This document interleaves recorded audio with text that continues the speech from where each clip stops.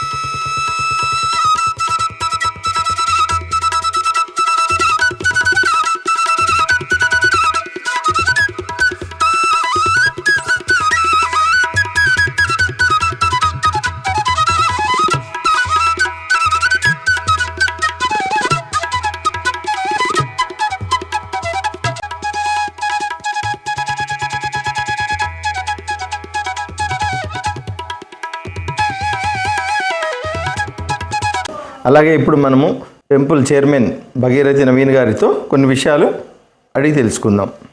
ఓం నమో వెంకటేశాయ. నేను పిఎస్ నవీన్ చంద్ర, పేట వెంకటరమణ స్వామి దేవస్థానం చైర్మన్. ఈ రోజు వైకుంఠ ఏకాదశి సందర్భంగా తొలుత గోపూజ, తర్వాత అశ్వపూజ మరియు చిలక వీటిచే దివ్య దర్శనం జరిగింది. తర్వాత స్వామివారికి ఉత్తరాధార దర్శనం మొదలైంది. తీర్థ ప్రసాదాలు వినియోగం జరిగింది.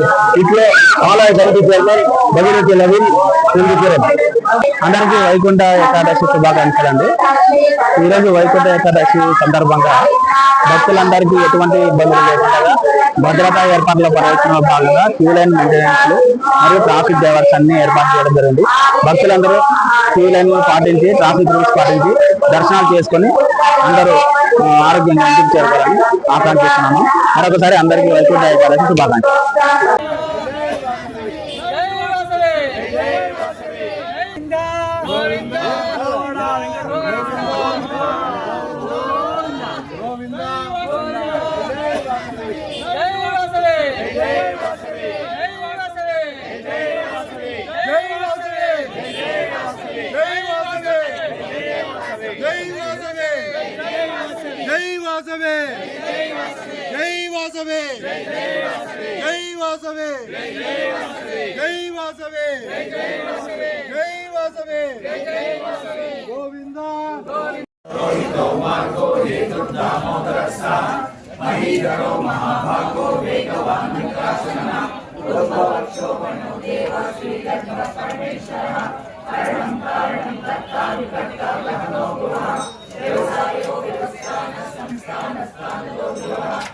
ఈ వీడియో కనుక మీకు నచ్చితే లైక్ చేయండి, షేర్ చేయండి, సబ్స్క్రైబ్ చేయండి.